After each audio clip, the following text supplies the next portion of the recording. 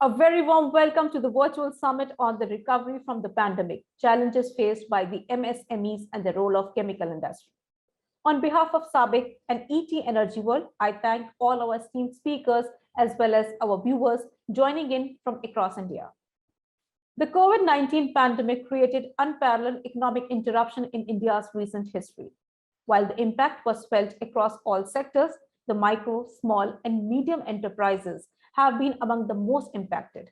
Led by SABIC, today's discussion will feature chemical industry, MSME leaders, and Apex Export Council in a wide-ranging dialogue into the challenges, opportunities, and collaboration required to help recover MSMEs within the chemical sector.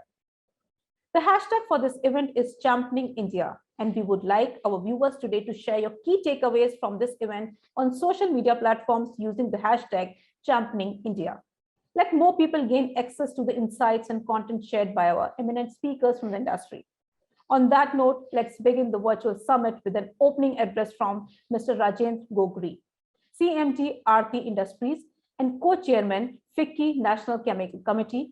Welcome, Mr. Gogri.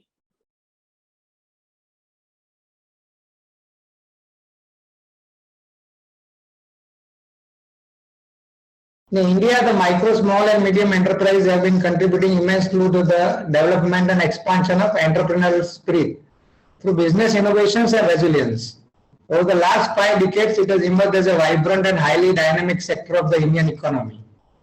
The sector contributes significantly in the area of economic and social development by nurturing business opportunities and generating large-scale employment at a comparatively lower capital cost. The MSMEs are spreading their presence across various sectors of the economy, producing a varied range of products and services to meet the domestic as well as global demands. The sector is the second largest employment creator after the agricultural sector, employing almost 100 million people. It contributes 30% of the GDP and accounts for 48% of export. As we all know, since the beginning of the year 2020, the world is facing once-in-a-century crisis due to the COVID-19 pandemic. The crisis has severely affected the economic activities, and as a result, it impacted the livelihoods of billions of people. The pandemic had a disastrous impact on almost all the sectors of the Indian economy, but the MSME sector was one of the worst hit. Most of the business activities of MSMEs came to a standstill due to prolonged nationwide lockdown and containment measures, lack of access to funds, non-availability of credit facilities, delayed payments, business losses, etc. And also non-availability of the workforce due to mobility restriction, labor problems. The majority of micro and small enterprises operate in the area of agriculture and food sector, and medium-sized enterprise mostly operating in the automobile, pharma, textile and chemical sector. The chemical and petrochemical industry is highly dominated by MSME players. With a large number of products in the chemical industry value chain, there is a lot of interdependence in the ecosystem of the small, medium and large producers. The MSME therefore play a crucial role in maintaining a robust value chain from raw material supply to the production of finished goods. The chemical industry also faced an early sharp decline during the initial period of lockdown. However, with constant efforts of industry players and proactive measures such as announcing economic stimulus package, allowing essential products manufacturing during the nationwide lockdown, and launching the vaccination drive by the Government of India, has the sector progressed towards the V-shaped recovery. The index of industrial production for chemical manufacturing has also returned to pre-COVID levels and is expected to grow at a CAGR of about 9% by FY25. The Indian chemical industry has a triple growth drivers of increasing domestic demand, room for import substitution, and expanding export opportunities. The China Plus One sourcing strategy of global players is converting the MSMEs into a very vital contributor to the sector.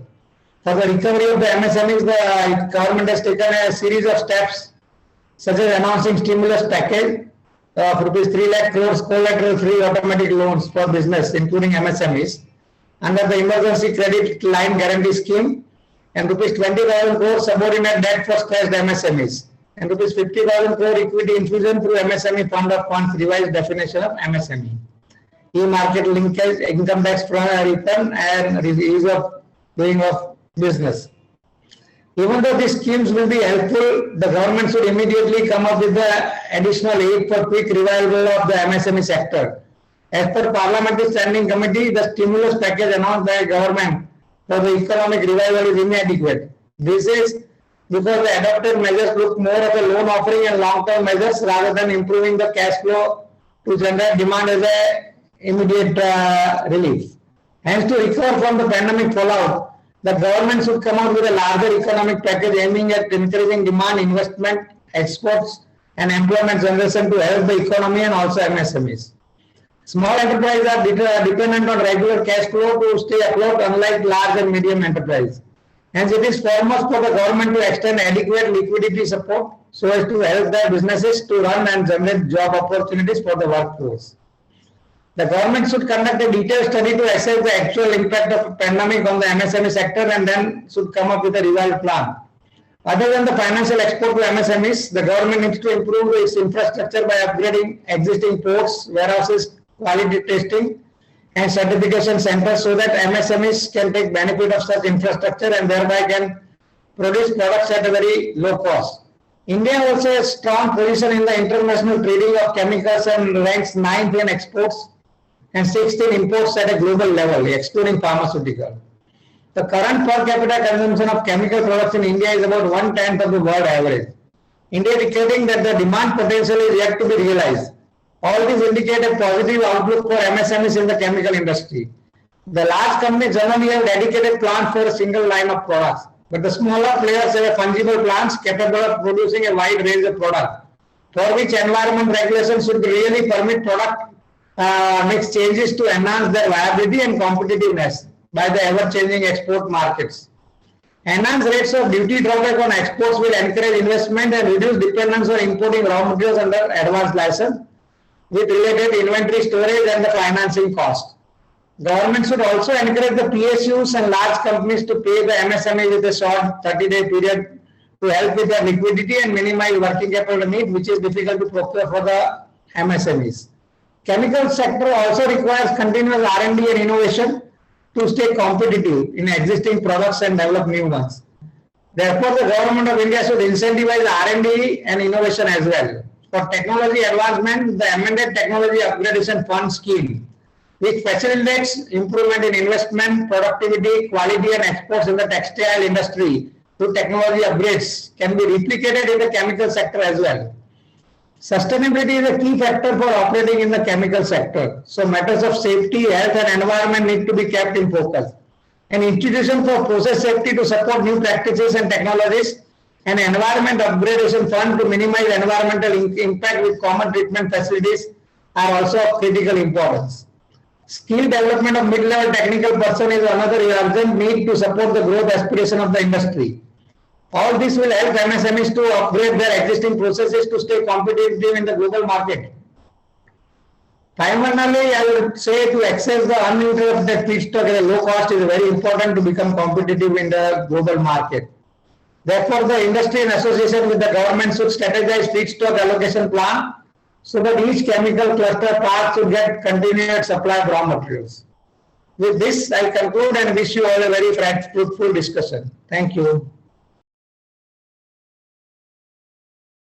Thank you, Mr. Gogri, for articulating the challenges faced by the MSMEs and setting the context for the discussion aptly. To all our viewers today, you can ask your questions by writing into the chat box.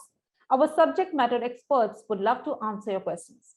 I also encourage you to use the hashtag Championing India and continue sharing key takeaways from the session. Let us ensure more and more people are able to benefit from the insight speakers share today. I now invite Mr. Sai Krishna, Assistant Vice President and Sector Head, ICRA, to share industry insights through his presentation on the challenges around MSMEs and the chemical industry. Welcome, Mr. Krishna.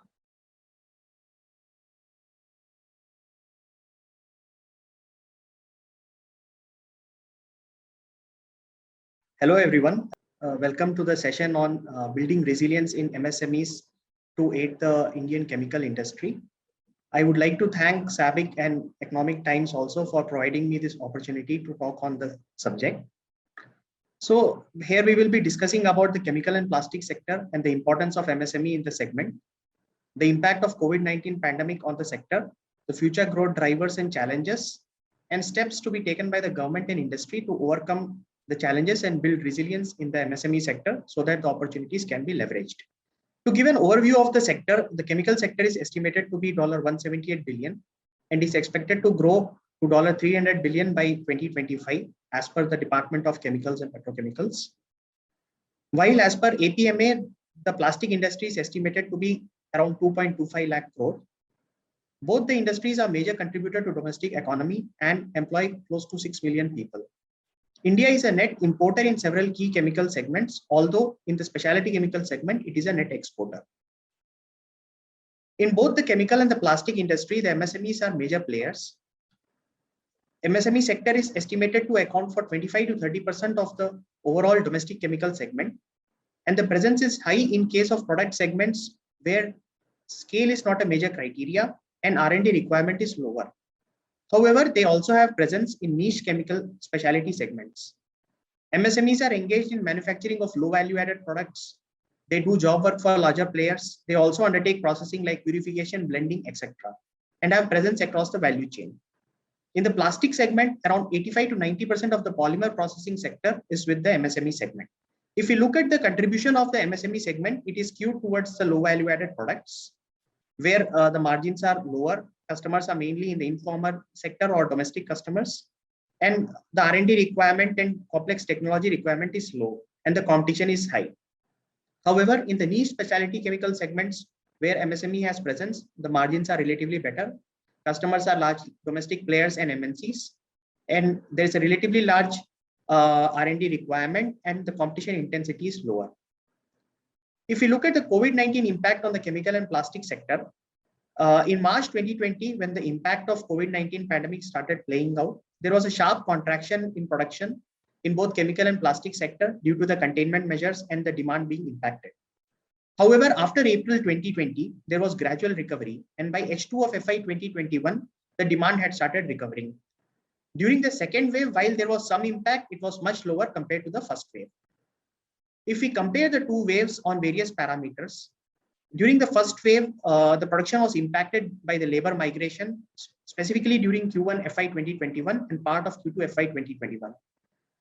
However, during the second wave, the industry was much better prepared due to the use of local labor, providing accommodation, etc., which had mitigated the impact. The labor migration issue was also much lower compared to the first wave. On the logistics front, during the first wave, due to the stringent containment measures, production and supply was adversely impacted. However, the impact was much less severe in the second wave. On the demand front, both the domestic and export demand was impacted during the peak of first wave. However, in the second wave, while there was some impact on the domestic demand, the export demand remained relatively much better. On the working capital cycle front, the collection period was stretched due to the impact of pandemic across the supply chain during the first wave. However, the impact was much less severe in the second wave. The liquidity, again, because of the stretched collection period and impact of operations, was impacted, and there was some pressure buildup during H1 of FY 2021. However, the relief measures provided from RBI mitigated the impact. During the second wave, the impact on liquidity was much less, and again, due to the relief measures, there was support provided. So the MSME sector was also within the chemical and the plastic sector was also impacted by the lockdown, labor migration, logistics issues, and liquidity stretch. However, the impact was mitigated by the relief measures like the moratorium and resolution support provided, as well as liquidity support through ECLGS scheme, etc. Further, with the demand recovery in the chemical sector, the impact was mitigated. If we look at both the chemical and plastic sector are poised for multi-year growth over the next few years. And the key growth drivers are both for the domestic as well as export demand. For the chemical sector, the domestic growth will be driven by the growing economy. With the expected growth in economy, the domestic consumption of various chemical sectors are expected to grow. Also, the changes in consumption pattern with the growth in per capita income will also drive domestic growth, more preference for premium products, and adoption of global production by the production measures by the industry, which will result in improved demand. Further, the government push for increased domestic production and the supporting measures that they have taken will also help. On the export front, increased diversification under the China Plus One strategy, wherein the global majors are looking at supply chain diversification due to the disruptions witnessed in the last few years, making them more aware about the concentration risk. and India is expected to benefit from the same. The cost arbitrage, which continues due to the low cost production process and lower labor cost, the availability of skilled labor in India, and favorable IPR regime, which is expected to help in sectors like agrochemicals and pharma, where the domestic industry also has established track record.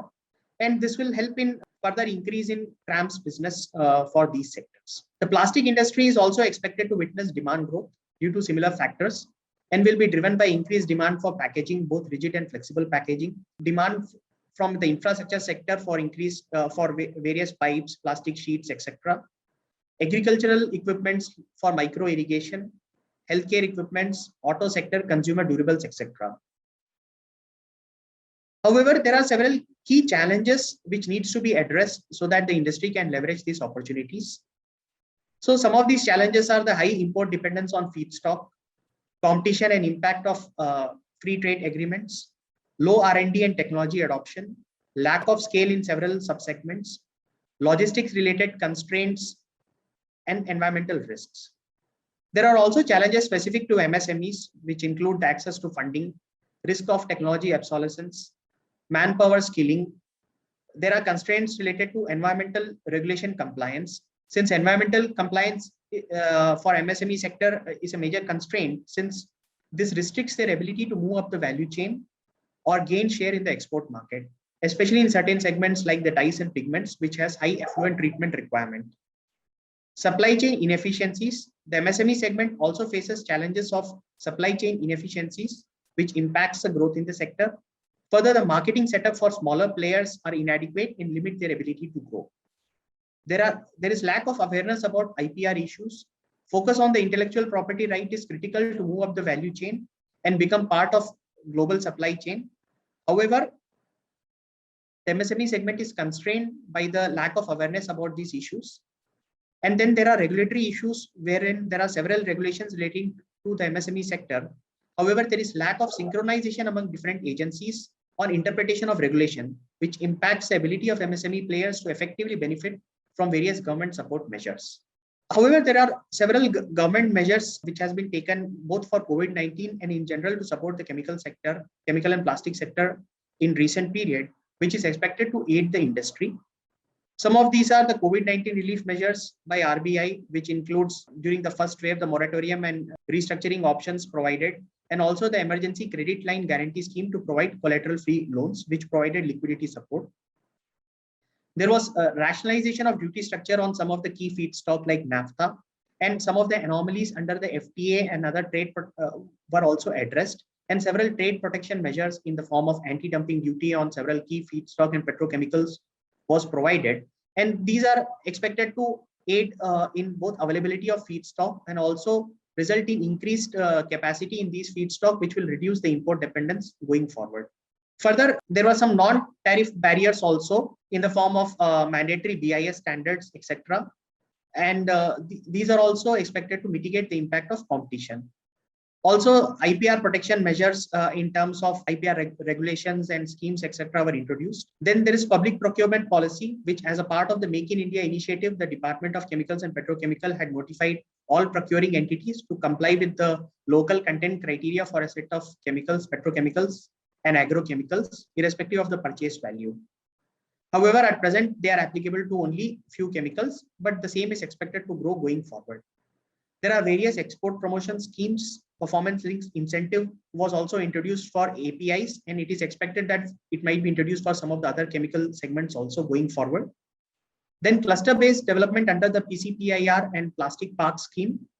These cluster-based development should support smaller companies by having common infrastructure for waste management, effluent treatment, warehouses, etc. And central government will do part funding for some of these projects, which would be favorable for the sector. Also, the government has come out with the draft chemical management and safety rules. These provide for notification, registration, and restrictions on prohibitions, etc. for and requirements related to labeling, etc. for packaging, which would help the sector in improving their export presence. If you look at the scheme specifically for the MSME sector, there were schemes under the Atmanirbhar Bharat, wherein 20,000 crore subordinate debt scheme for stressed MSMEs was there. Credit guarantee scheme for subordinate debt was introduced. fund of funds for MSME scheme, which is expected to infuse around 50,000 crore for MSME as equity. And also guidelines for self-reliant India fund was introduced. Apart from these, the Ministry of MSME runs numerous schemes targeted at providing credit and financial assistance, skill development training, infrastructure development, marketing assistance, technology and quality upgradation, and other services for MSMEs across the country. Apart from the government measures that we have discussed, there are various steps which the industry has already taken or should take to leverage the opportunities and also to support the MSME sector. So these include increased R&D spend. Companies which consistently invest in R&D have been able to move up the value chain and develop sustained advantage. Technology adoption through tie-ups, acquisition, and consolidation. Apart from the R&D spend, technology adoption can also be done through tie-up with global players, consolidation with domestic or MNCs, or acquisition of smaller companies with complementary technology. The customer and product diversification. In order to scale up and reduce risk, companies which over time manage to diversify the customer base, end users, and also geographies are able to have sustained growth and meaningful market share. Cost savings through efficiency measure, while process improvement, investment in digital technology and automation and other measures which will aid in cost saving and improved efficiencies. Companies have also gone for vertical integration through greenfield projects or through acquisition, which provide long-term cost advantages. On the environmental sustainability front, companies which aim to increase the global footprint in the export market need to ensure all environmental and sustainability related regulations are complied. And if they have a focused and proactive policy on the same, it will be a source of advantage. Further, stakeholder engagement through associations is extremely necessary. There are already several associations for chemical sector and specific sub-segments which engage with various stakeholders and government for various policy measures like regulations, trade protection measures, incentives, etc. It is crucial for the association to be regularly engaged with government bodies to ensure that sector level challenges are adequately highlighted and feedback is given on adequacy of government support measures so that they can be fine-tuned. For the MSME sector, in order to make them more resilient, it is necessary for greater collaboration between the larger players in the industry and the MSME segment. It will also be imperative for larger domestic and global players to support the industry, MSME sector and integrate them as part of the domestic and global value chain. Some of the key areas of collaboration is with regards to technology upgradation, IT and digitization, which will be very crucial for the MSME sector going forward. And the larger players can provide much better help in this segment. Compliance with global standards and regulations on environmental, social, and governance issue, including the labor issues, environmental compliance issues, health and safety measures. Providing manpower training, collaborating on R&D, and ensuring timely payment so that the companies are not stretched on the working capital front. With the expected growth in demand, the Indian chemical and plastic sector should benefit, including the MSME sector. And although ICRA expects that in the medium to long term, the share of MSME segment in the chemical sector may witness some moderation, mainly because of the scaling up of companies, increasing consolidation, and the companies moving up the value chain, due to which some of the current MSMEs might, because of the growth in scale, etc., there might be some moderation in this share of MSME in the sector, but it will be a major contributor to the growth in both chemical and the plastic sector. Thank you. Thank you, Mr. Krishna, for sharing the precise and insightful presentation. For the benefit of our viewers, the detailed industry report titled Building Resilience in MSMEs to Strengthen the Indian Chemical Industry can be downloaded from the website. Special thanks to ICRA and SABIC for making this virtual summit an excellent source of learning for all in the industry. On that note, it's time to proceed to a roundtable discussion while you keep the engagement going on the social media using the hashtag Championing India. I now take the opportunity to invite Mr. Janardhanan Ramanujalu, Vice President and Regional Head, South Asia, Australia, and New Zealand at SABIC, to lead the dialogue with our eminent chemical industry, MSME leaders, and industry associations on the topic recovery from the pandemic. Welcome, Mr. Janardhanan.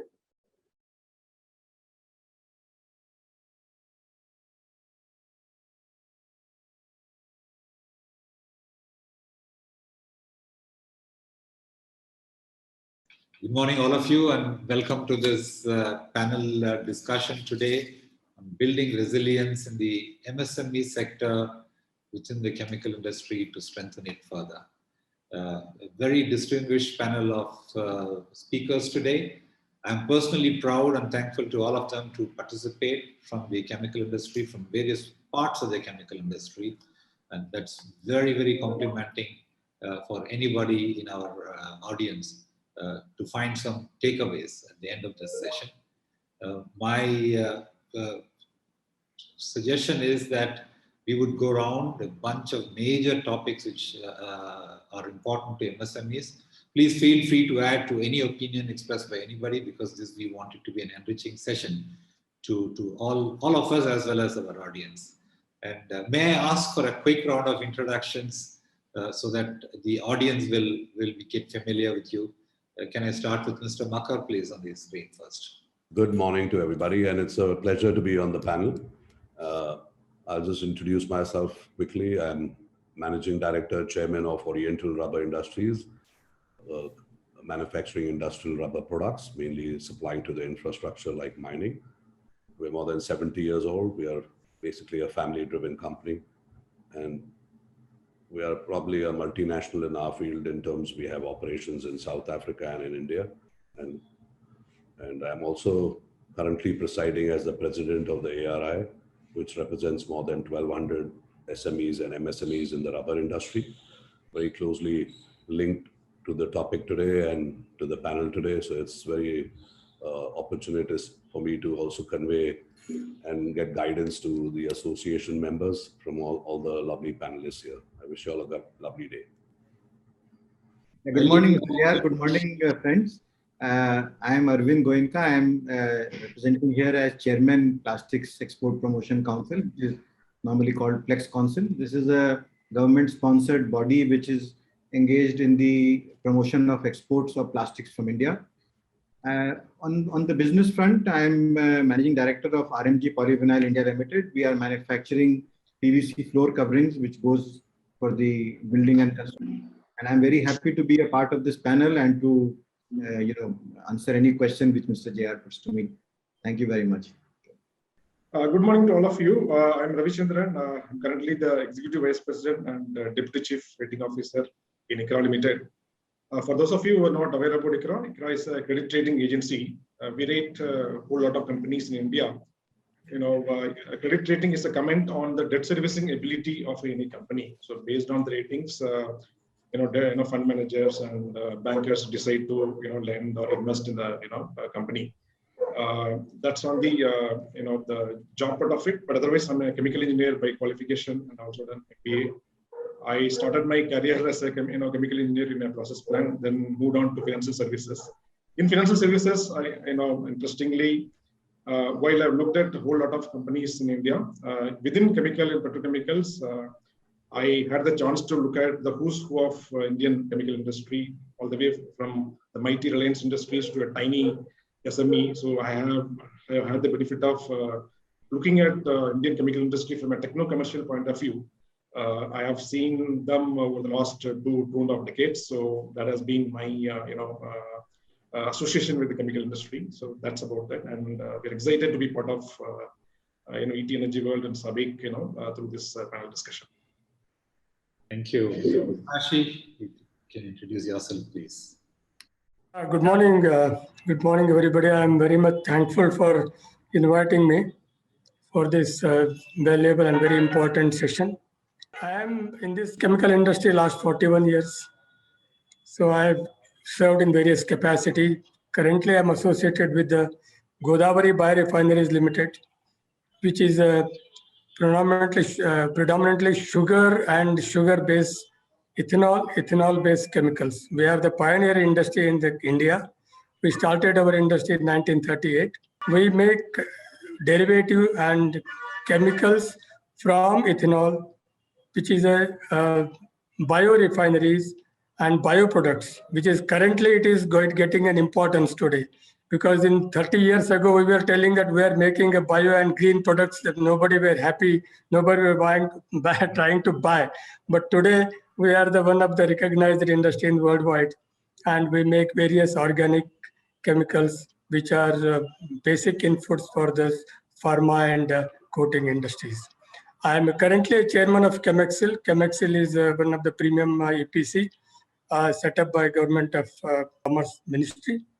So we are holding our large as well as the MSME sectors in chemical industries. So I'm proud to be part of this your team. Thank you.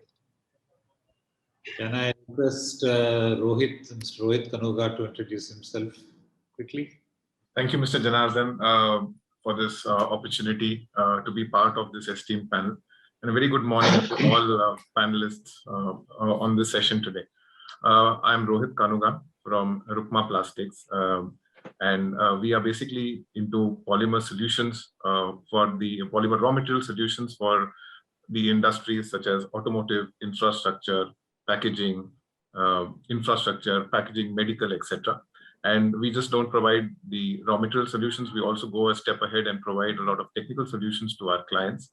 And I'm also a part of the All India Plastic Manufacturers Association, where I serve as one of the committee members. Once again, thanks again for having me and look forward to a very engaging discussion.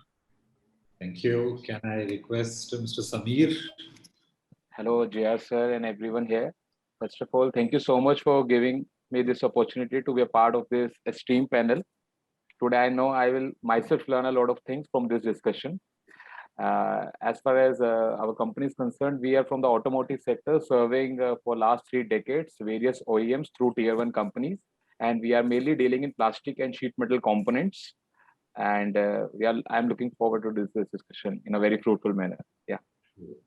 May I request Mr. Raju Desai also to introduce himself quickly? Good morning, Mr. Janardhan. Thank you very much for inviting me as a panelist in this session today. My name is Raju Desai, as I said, and I am associated with All India Plastics and board member of Plastic India Foundation. I am heading the group called Jyoti Plastic Works Private Limited, where we are engaging in manufacturing of products by injection molding, extrusion, compounding, and composite molding. We are in the business from last 60 years. And I'll be happy to know as well as share my viewpoints on this panel today. Thank you. Can I ask Mr. Dugal Saab to introduce himself? And we have 2 more people. Good morning, and thank you for having me here. I am representing a company that is over 4 decades old in the plastic injection molding business. This is RR Technoplast. We have 2 plants, one in Faridabad, one in Manesar. Primarily, we do work for the automobile industry. But due to the vagaries in the last couple of years, going up and down of the demand, we have now consciously started moving towards white goods, and eventually we do plan to go into, other products as well. So thank you once again for having me. Thank you, Dugal sir. Mr. Nandan Agarwal. Fellow panelists, and it's indeed pleasure to be amongst this august company. I am the managing director of NPL Blue Sky Automotive. We manufacture a product which is called diesel exhaust fluid, or AdBlue, and this is used to reduce the NOx emissions from the exhaust gases coming out of the diesel engines. Urea is a very key raw material for the diesel exhaust fluid, and so we import urea from various parts of the world. We are also in the petroleum industry. We manufacture lubricating oils for automotive and industrial applications, and also service the plastics industry by supplying polyethylenes and polypropylene. So thank you very much, and look forward to an interesting discussion today. Thank you, Mr. Mukesh Biyani. So I think with him, I cover everybody. Mr. Biyani, please. Thanks for making the part of this panel discussion. I'm Mukesh Biyani, Director of Cosmo Electro Industries Private Limited. We are into manufacturing of electrical products with the brand name of Colors, KOLORS. And we are located in different parts of India, our manufacturing units. That's all. Thank you. Thank you. So thank you very much for this introduction. Very rich, experienced people in this panel, and also young entrepreneurs. It's a great combination. Let me go into the session, and I will be moderating through and through. You can interrupt me anytime you want. You can raise your hand if you would like to add a point to anybody else's view. My first question actually goes to Mr. Ravichandran of ICRA, who made this fabulous study on the MSMEs in the chemical sector. In fact, it was an eye-opener for me. Some of those numbers were not in my range before, so it's quite impressive. And to Mr. Ravichandran, what, in your opinion, are some of the major challenges the MSMEs within the chemical sector and the polymer sector are, especially in view of this prolonged pandemic, are facing? And this will help us, to put the context to the current day. So I leave it open for you, Mr. Ravichandran. I would think, the MSMEs in the chemical space have been facing 4 or 5 challenges. When the COVID struck, as sometime in February, March 2020, it caught many, companies unawares. So there was this lockdown, and immediately demand also slumped, and they're facing huge liquidity, related issues. And many of the customers were also going through financial stress, and working capital cycle was getting elongated. So funding was a very big challenge for MSMEs in the first quarter of the previous financial year, that is April to June 2020. But by the time government realized the fact that not only MSMEs, even bigger companies, also were also going through financial stress, and it was very important, for them to pump the economy. So various fiscal measures and monetary measures were put in place. Through that, the liquidity was infused into the system. And also there was this loan moratorium which was given for almost 6 months. That gave a big breather to many of the companies. And even after that also, the companies could go for one-time restructuring. And also RBI through banking system introduced this ECLGS funding, wherein up to 20% of the existing, fund-based facilities, they were getting additional facilities which could be repaid over 4 to 5 years. So because of all these extraordinary measures from the government side, the industry was able to limp back to normalcy. So by that time, lockdown was gradually lifted, and demand environment also, improved gradually. So depending on what kind of customers, what kind of industries, you are dealing with, we could see different kinds of recovery for MSMEs. That was on the funding side. Otherwise, supply chain was another issue, that we could, clearly observe. Since many of these companies were relying on imported sources, there was this time when availability of raw material, from China was impacted in a big way. So supply chain efficiencies have been impacting, the industry for quite some time. While some companies have come out of that, but still, I believe, of late we're also looking at container shortage and so on and so forth.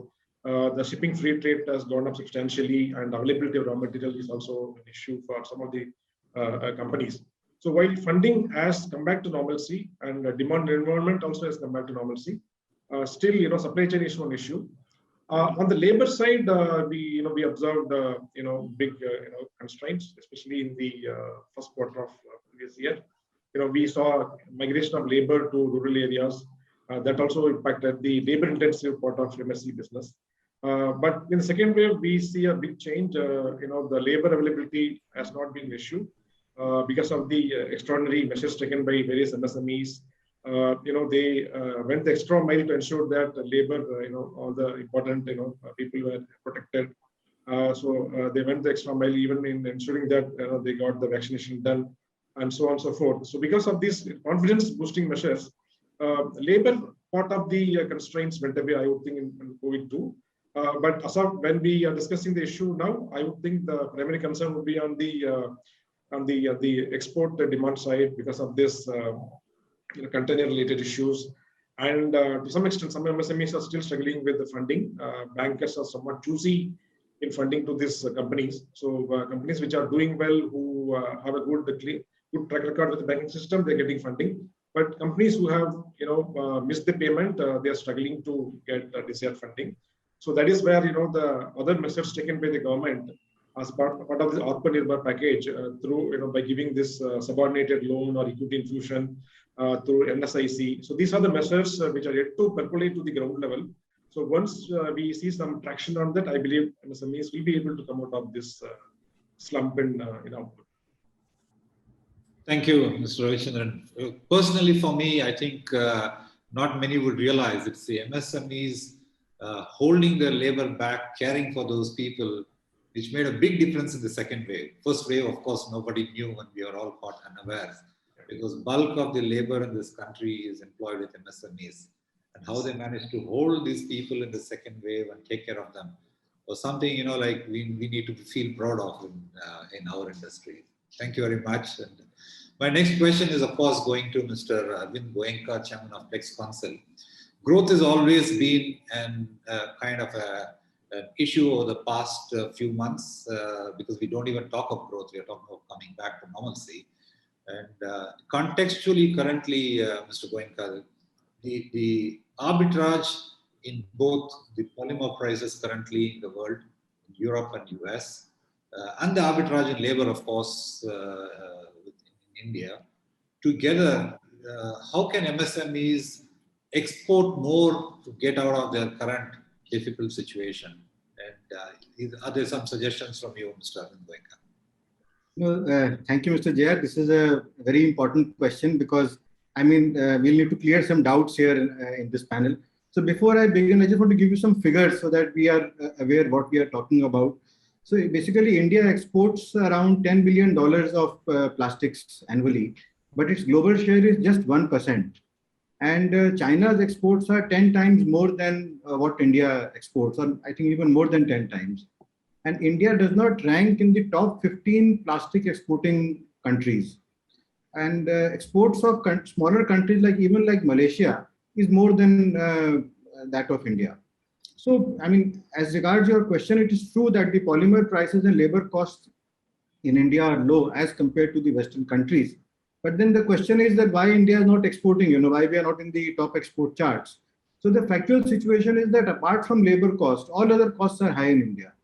And if we talk about a typical export product, say 60% is the polymer cost and 40% is the other cost, which could include the labor, power, and logistics. So let's discuss each of the costs one by one. And if we talk about electric supply, the electric supply quality is not good in India for the industry. We have interruptions and fluctuations, and the cost is also not low because there is a cross subsidy charged on the power to the industry. If we talk about logistic costs, again, because we are dependent on the road infrastructure, our costs are high. Although there is a lot of growth in the infrastructure coming off a road, but it's going to take time till the costs stabilize. Now, if we talk about the labor cost, so we have to see what effect the cheap labor cost has on the export product. And can we actually get cheap labor to run our machines? So in my opinion, the trained industrial labor is available only near large cities or near industrial areas.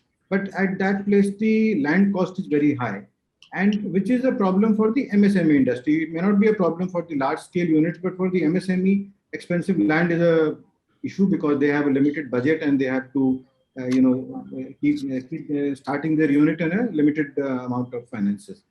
And in a backward area, if a MSME wants to set up his unit, he faces the problem of infrastructure. There is not proper infrastructure so that he can export his goods there. He is unable to retain trained manpower in the backward areas. They all like to move to the larger cities and industrial areas.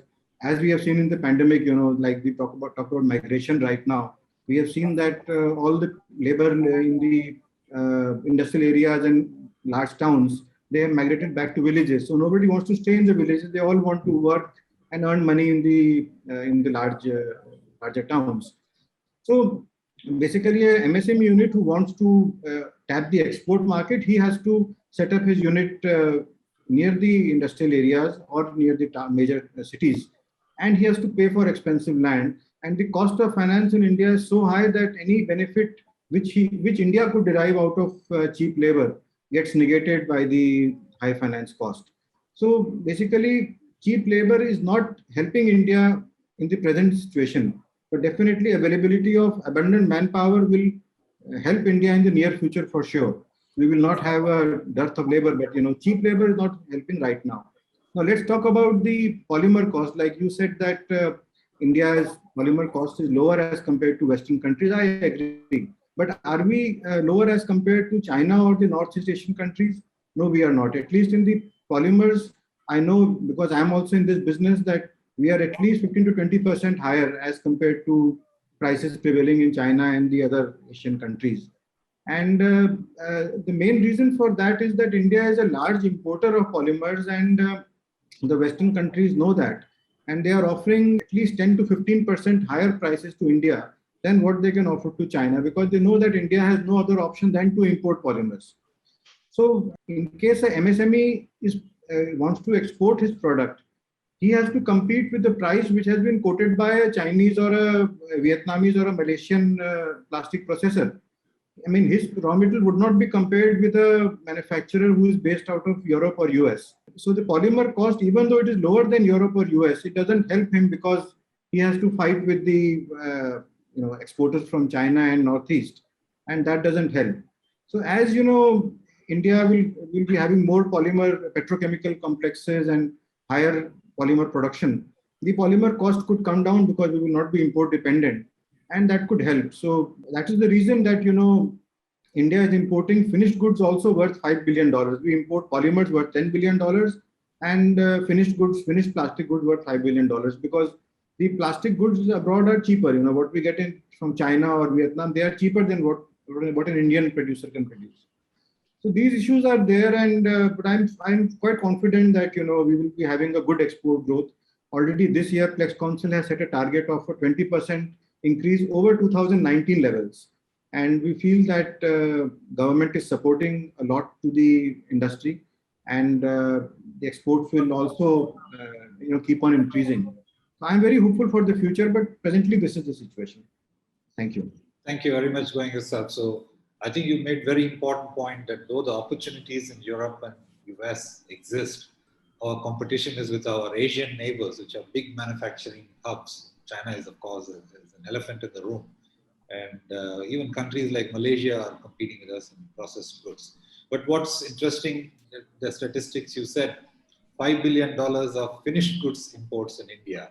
I mean, this has also always been one of the discussions which I have been having even with our Commerce Ministry during our CEP discussion, that this is something which needs to be a little bit protected, because these are jobs in India. This 5 billion of finished goods actually mean the loss of jobs in India. And I think, this has been seriously taken by the Commerce Minister into this thinking. Thank you very much. And Mr. Dugal Saab made an important observation during his introduction, that he is primarily in the automotive industry, but he's now looking to go into other white goods and consumer products industry. So my questions to you is actually in two parts, sir. The first part is, of course, for MSMEs in our sector, which are the incentives today applicable, and what more would our chemical industry sector need to recover from the pandemic, maybe in the short term or in the medium term? What additional incentives? Dugal Saab, this is to you. So may I digress for about 30 seconds? Sure, sir. Bring up something that affects a lot of us who are in our category. MSME is micro, small, medium enterprise. When you take the last thing, that is medium, and that is where we come, we get almost nothing from this MSME. And during the pandemic and even before, money is a huge issue. For the others, it is now stipulated that those who are MSMEs will get their payments in X number of days after supplying. That doesn't apply to the medium scales. We are left, to arrange our own finances at a fairly high cost, and there is no provision for that. So what is the point of having a MSME when the medium is not there? So I thought this was in a forum to bring this up. Oh, you made a very important point that there is a distinction between micro and small, and the medium are not having the similar benefits of maybe supports in the support system And I think, this is an important point. We need to bring it up to the stakeholders in the government, that whatever we talk of, far less is applicable to the medium industries. And so we need to look at them also either separately or in a comprehensive way. Thank you so much, sir. Many thanks. Many thanks. Now, the second thing is, if I got your question right, the audio is not very clear here. The reason that we are now diversifying from the automobile industry into the white goods industry is a lot of what the gentleman before said, that there are issues with raw materials, there is uncertainty of supplies. Sometimes materials are held up at ports or even at high seas. And we are left holding the baby that, we get hauled up for delayed supplies or whatever. Then how the industry works. So there has to be an active mechanism to make sure that the import and the logistics to where the plants are absolutely smooth and there are no delays. Because again, delays mean money. So that is a big issue. Now in white goods, we will not be faced with this problem because we are not supplying JIT or whatever. So I can't hear you, sir. Specifically to narrow down on the incentives, you already said medium is not well covered into the MSME support system. Today, for the medium industry, maybe even the small ones, are there any specific incentives you would look for or ask for or send a message to the government? Yes, sir, definitely. I can't hear you very well. I hope you can hear me. The thing is that MSME has a dispute redressal system. That does not apply to the medium scale, sir. And this is very, very important, sir. Thank you very much, Dugal Saab. I think this is one key message, probably, I would personally, I assure you, I will personally take it to the government in every forum. And then many thanks. Heard, yeah? Thank you so much. Can I move and ask Mr. Mukesh Biani a question that there are, of course, we have been only hearing all over in the newspapers and every reports that there is a lack of liquidity among the MSMEs in general. The RBI has done something, the government is doing something, the banks on their own are doing something. But what must be done specifically to overcome this chronic issue? I would call it a chronic issue because I've been hearing it for 30 years and it's not changing. So may I ask your views on that, Mr. Biani? On this part, I want to say only one point. The government, which you can say the amount which is with the government in terms of GST, or you can say other products which we are supplying to the government, it should be released in a faster mode so that payment could get MSE faster and which can they use then in their business. That is the only thing which I can say for that part. And other thing, what Mr. Goenka said regarding that point, that 5 billion import is done for finished goods. Why? Reason behind that, India only wants to do trading. People in India don't want to take the challenge of manufacturing in India. Thank you very much. That's all. No, I think, you raised 2 points which are actually very vital. One is the government itself could help by releasing the funds of MSME in whichever forum they are holding, be it in GST credits or be it in any other form of refunds, that this should be done faster and that would help the liquidity to a lot of extent for these MSMEs. And the second one, of course, you touched upon a point which is a big point, is that we are risk averse to take up more manufacturing. And I'm just adding my views on that. And I've been seeing this actually in some forums, that why is this risk aversion is coming is not because we are not entrepreneurs. Our compliance burden is too high in manufacturing activity as compared to trading activity. And this somehow is tilting in favor of more trading rather than in manufacturing. But this is a very interesting point you made, and I thank you for that. And I hope we will get these messages across that we should make sure that the manufacturing compliances are not that complex and people are encouraged to manufacture. Thank you, Mr. Biyani.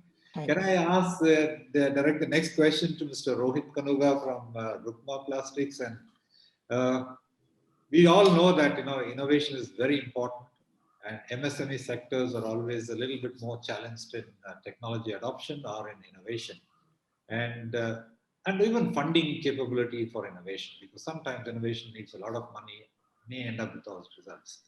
So may I ask your view on how can MSMEs continue to parallelly invest a little bit to stay ahead, because the competition is global, it's not just local. And what should be the focus for MSMEs towards innovation? So, Mr. Rohit, this is up to you. Yeah. So, Mr. Janardhanan, I think you hit the nail on the head with the last question and this question when you spoke about the liquidity issue in MSME space, and what Mr. Mukesh very rightly pointed out are the challenges being faced by the SMEs. Representing the polymer segment, before I come to your point on the innovation aspect, which requires a lot of capital, if you see the MSME sector in the polymer segment in the MSME sector, in the last 1.5 years, we have probably seen more volatility than probably the last decade. Our raw material prices for most of the commodity polymers have increased 20 to 50%. In many engineering polymers, up to 100% increase in raw material prices. This apart, we are all aware of the delays due to shipment delays, container shortages, increase in transport costs, both locally and sea freight. And this has added on to a lot of stress for MSMEs in the current times. Now, when a large or a mid-market client, goes to a bank and tries to get his funding, the banks always look at his cash flows and also the collateral. Now, what's happening with a lot of the MSMEs, and having spoken and interacted with a lot of them, when we MSMEs go to the banks, it is primarily collateral driven, more collateral driven than cash flow driven. And this is where the last 1.5 years has hit us. Because if you see the increase in the raw material prices, the bank support has just not been there. And, I think this is one of the key reasons for the liquidity shortages in the last 1.5 years, especially. If you look at foreign countries also, a lot of the financing to large companies and even to small companies is based on the cash flow based financing, bill discounting, factoring, reverse factoring, POS based factoring, POS based receivables. So based on that, we get our funding in other countries. But in India, it's largely collateral based. However, there have been changes in the last couple of years. Without taking too much time, I would like to mention about platforms such as TRADE, which is the Trade Receivable Discounting System, which has been available. There are 3 TRADE platforms which have now been available to MSMEs to be able to discount their receivables and get payments upfront. And this has been a great success story. However, the utilization from the large companies is low. The government and the MSMEs need to push their buyers to get onto this platform and avail this kind of a collateral-free funding for MSMEs. The government has recently also passed a factoring amendment bill, which will enable a lot of NBFCs to be part of these TRADES platforms. And I think that will open up a whole host of funding opportunities for MSMEs. I think with all these changes, as Mr. Mukesh pointed out, and also the previous speakers pointed out, the government also needs to do a little bit of its bit with the CGT-MSE scheme and the ELCGS scheme. The CGT-MSE scheme, for instance, tells that any MSME can get up to 2 crores of funding without collateral, and that is part of the trust given by the government. But if you see the utilization numbers for this financial year, for the last financial year, it was around, I think, 31,000 crores, which was down from 45,000 crores the previous year. So the government needs to work more closely with the banks and enhance this process. Coming on to So this was the environment in which we are in. We are, of course, most of the MSMEs are going to be capital starved because of the reasons I mentioned. If you look at the polymer sector, they say that the research and development spend is around 1%. If you look at the MSMEs, it would probably be in decimal points. You know, there are around 50,000 MSMEs in the polymer sector in India. And you know, having spoken to the entire spectrum of the value chain, right from OEMs, ODMs, processing companies, end user companies, FMCG companies, if I was to look at the entire value chain and spectrum, you see that the MSMEs have the least amount of innovation. Why does this happen? I think because a lot of them, you know, make in India, but do not conceptualize or try to develop in India. And I think that is very key. The thought process needs to change. You know, the companies, it's the companies' onus on themselves to decide, you know, that they need to increase their budgetary spend towards innovation, towards, you know, putting in a lot of thought process and manpower into it. And once you decide that, you know, you need to increase your spend towards a new product, towards a new innovation, have a budgetary allocation, have the right rewards and recognition, build an organization culture that supports innovation. I think that is very key. The other thing that I see is the few opportunities or a few themes which I feel MSMEs need to focus on. One is the regulatory changes. Innovation happens, you know, when either you see there's a huge change in regulation, or there is a change in consumer behavior, or you get it on by process changes. If you see on the regulatory landscape in the chemical and the petrochemical sector, there is a huge shift towards phasing out of single-use plastics, bringing in the extended producer responsibility. So this will open up a huge array of opportunities for processors to look into biopolymers, for instance. You know, a lot of the commodities that we work on, you know, for packaging would eventually get replaced by bio-based solutions, and that's going to be a huge opportunity. Similarly, if you were to look at consumer trends, even now, even in India and definitely overseas, you see that there is a huge demand for products which are sustainable. Now, PET bottle recycling, for instance, has been a huge success in India. You rarely would see a PET bottle lying around. And that's because the entire value chain is something which I feel Indian companies have innovated very well, right from picking up of the bottle, right to making the recycled flakes, to polyester-based products. And now you see companies and startups which are even getting into recycled textiles or even shoes to do that. So all this has been possible because of change in consumer behavior, which is demanding sustainable products. The other innovation, which I think is very key for MSMEs, and this comes based on my discussion that I've had with leading OEMs and MNC companies, is that the reliance of Industry 4.0. A lot of SME companies feel that, okay, we have put in an ERP, and that's probably the max that we can go. But robotics, artificial intelligence, you know, getting all your production-related data on the cloud is so important. You know, I have seen a few customers of ours who, you know, get all their quality data and CTQs, critical to quality parameters for their injection molded products on the cloud and share it with their customers. And that gives them an immense amount of confidence to the customers that each production batch is running successfully and very competently. So I think that these are some things, there is a lot of things that government needs to do, but there are a lot of things that are within the hands of the MSMEs.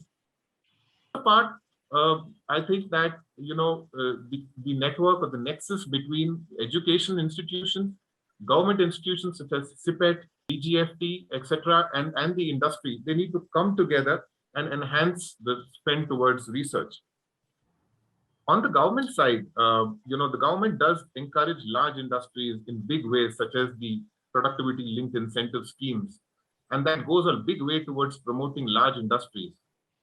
Government should come up with schemes whereby they encourage MSMEs to invest in R&D, invest in innovative products by giving them tax breaks, by giving them extended depreciation, by giving them some kind of rebates. And I feel that that will go a long way in furthering the progress towards innovation.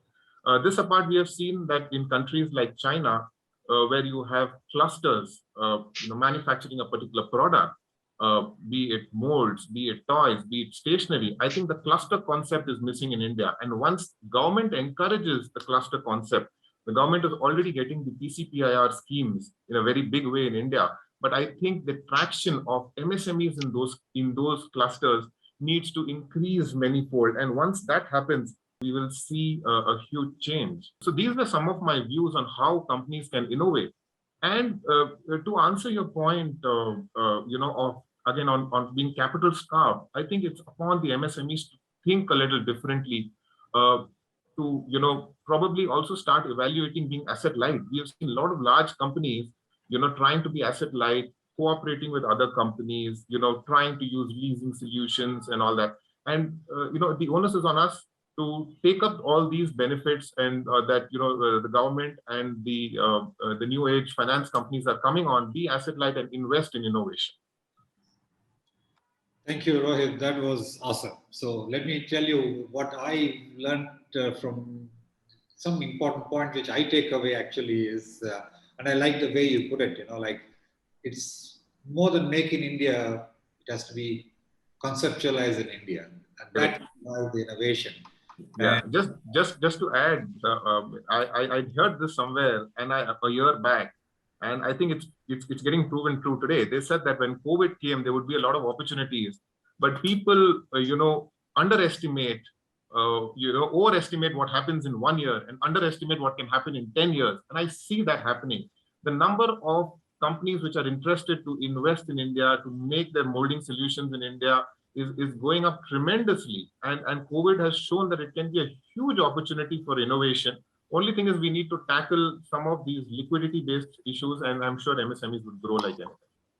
Thank you. But I think important point is also that MSMEs need to prepare to receive Industrial Revolution 4. I think it's more than ERP systems or CRM systems. I just wanted to add something which Rohit had spoken about. I think coming out of innovation and a collective spirit for the small and medium enterprises, it would be very pertinent to, besides the cluster concept, where the small and medium enterprises, like in our association, we are promoting or trying to encourage, where centers of excellences can be created, which become probably the startup points for innovation to be there, and the skill levels are available for people to tap into in terms of resources and guidance and mentoring. So this is an important aspect where the small and medium enterprises would benefit, and large enterprises could come forth and make it into a platform where it encourages the risk factor to be mitigated for the small and medium enterprises. Thank you. Thank you, Mr. Martha. One key message is that probably we need to carry this message to the government, that the MSMEs need a little bit special attention in terms of tax breaks, depreciation, and rebates only related to innovation, and thereby encouraging the MSMEs to innovate more. So it need not be one brush for across the industry, but there has to be something here specifically. Okay, I will move on to Mr. Mokashi. He's also the chairman of ChemExcel, Chemical Export Council. So again, it's almost similar in nature to what I asked Mr. Goenka's. MSMEs need to grow, first of all, and that growth opportunity could be domestic, but also is export. And chemical industry export have been growing significantly over the last few years. And, specific to exports, we all know that the MEIS scheme has been dropped, and then the government has now introduced the RODTEP. What specific incentives within the RODTEP scope can help MSMEs export more from our sector? Mr. Mokashi, looking for your wisdom on this, please. Indian chemical industry is the 6th largest in the world and 3rd largest in Asia. In this chemical industry, exports we have given a target about $300 billion target from chemical exports from Government of India. Out of that, very interestingly, 47% contributes from MSME. This 47% contribution is a very major contribution, and it has got a faster rate of growth than other than larger industries. See, today, if you see the larger industries, they have many constraints. But for MSME, there is a less constraint because there are less number of overheads, and talents can improve. Talents can make a lot of contribution to their own companies. So in this concern, the government has looked into some incentives. Actually, the MEIS scheme is not totally replacing, and they are not given the benefit what it was available with MEIS in the road tape. Road tape is given only for some extent relief, but not given all the taxes which the small medium enterprises paying. So there is we have taken up this issue with the government that whatever your percentage you have decided, right from they have decided 0.7% to the 4.5%, which is not enough for what the government small industries are paying for that. And small industry overheads in the finance overhead is very high today. And as my colleague mentioned, the cluster concept has not started in India. And because all fragmented, all industries are in fragmented area. They do not have the infrastructure facilities. They do not have the road facilities. They do not have the shipping advantages. And if you see that constitute 67% of this MSME are only the manufacturing. And out of that, micro, small, all is proprietary and partnership firms. So banks are not recognizing them the proprietary and partnership firms. They only recognize the private limited, and they see their balance sheet. So what will happen? Even a person has a talent and he can't grow. So these things, and the government is also not supporting by giving the enough incentive to them, which we again and again we are raising this issue to the government. You please see that you make a cluster for SEZ cluster for reserving for MSME for that. Today, if you see the EOU and SEZ sectors are mainly constitutes only larger industries. So if you give the SEZ concept to only reserving for the small and medium industries, even micro industries, so that gives a lot of benefits. Today, China +1, the concept today, if you see that after this COVID situation, the world has realized that there is only second source is India. Indian chemical industries are contributing very highly specialized products.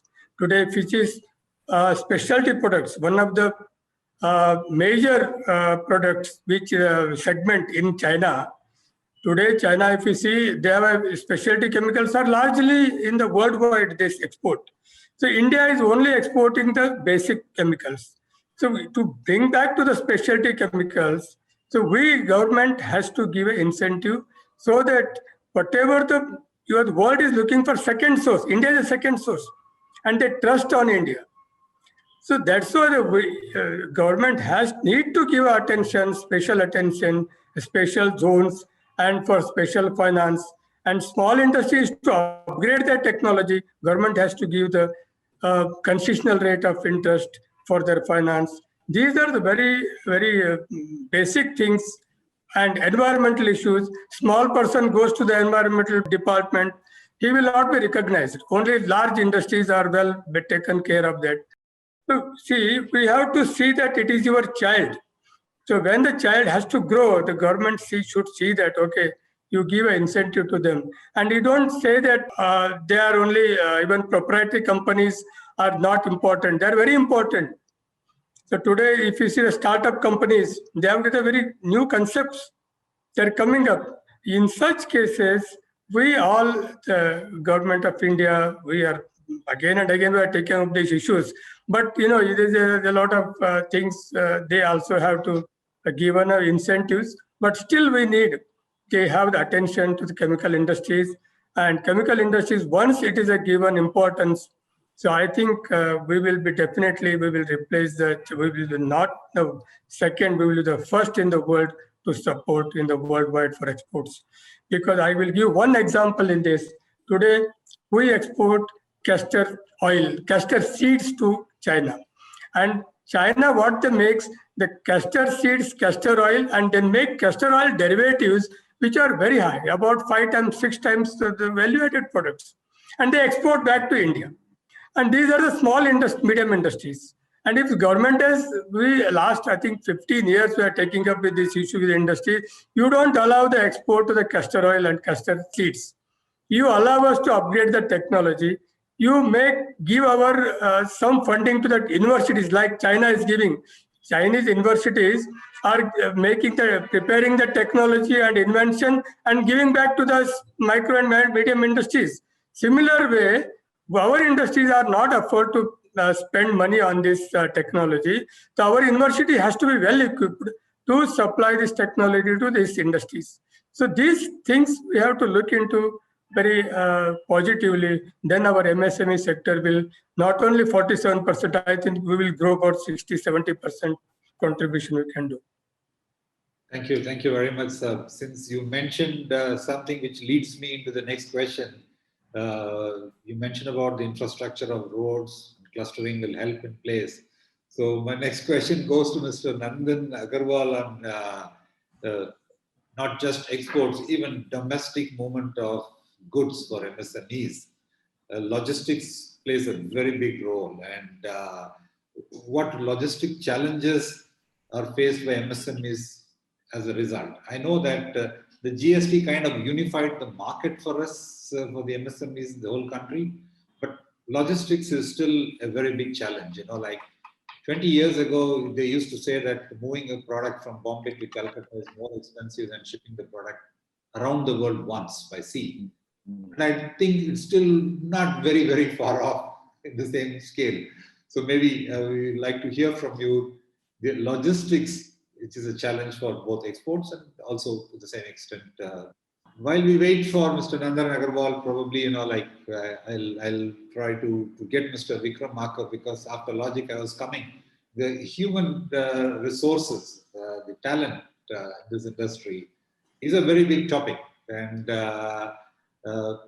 Mr. Makar is also the consolidated skilling responsible for chemicals, plastics, and rubber industry. So from a skill point of view, first of all, do we have enough skill for this MSME sectors in India? How can MSMEs develop the skill they need from people to support their own manufacturing? And what can the skill development councils, which are an apex body, how can they help the chemical industry, Mr. Makar? And I'll come back to Mr. Nandan later. Thank you, Janardhanji. So I think skilling, as you know, in India we are very nascent, and I think what the skill development councils are doing a down-up structuring of enhancing skills, certifying skills, and working closely with industry. So it's more government initiative with the industry participants or stakeholders, and it's been enlarged from rubber to chemicals and petrochemicals to become now an enhanced body of the Development Council. And I think first we are initiating what you said to standardize the operational side, make SOPs which are very clean and clear, very simple to understand at ground level. Skill demand in our country, even if we have a conservative growth of 6 or 8%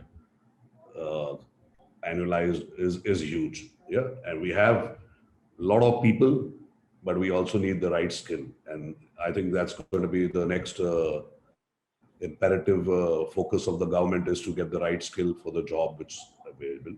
The pandemic has definitely taught all industries, like our own industry and say the ARI as an association, that dependence on, as medium and small enterprises, our dependencies, the pivots are very few or the fulcrums are very few. They're compact, entrepreneur-driven organization, having very few top people, all working at really highly responsible jobs.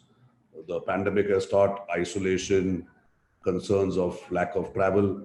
That means having proper succession planning, having clear reviews, identifying what you said, talent in your earlier question, identifying the talent and encouraging them to retain, grow, and flower has become an imperative need for the small and medium enterprises. I think we look at skill to grab from large organizations, say small and medium organizations normally in manufacturing, what my experience is, always have either their supply chain and their customers both, which are much larger than them. And historically, that means they have access to processes, systems, review mechanisms, identification of how to actually, reward and appreciate the talent which you have, because the outside is the best way for you to get recognition for the inside. So I encourage, in this time, at least we have been encouraging at ARI to go onto the virtual platform, encourage vendor meets on a broader cross-functional teams participating, having shared goals, problems, solutions, which are much more what you said at an enterprise level, because small and medium enterprises are not enterprises, but they aim to become enterprises. Yeah. And so for me, that this has been a guiding force through the association, through the development council, as well as internally in the organization, to encourage, to understand the shortcuts required to start looking as an enterprise. Yeah, truly, the pandemic has taught that we must delegate, encourage the mid-level or the junior level to start skilling and be able to perform at the high level, because the pandemic can paralyze you whichever way, and it's unpredictable. And we are yet partly in the COVID situation. So I think we have to take short-term measures, like you said, and the question is pertinent for the small and medium enterprise. We cannot afford to keep hiring.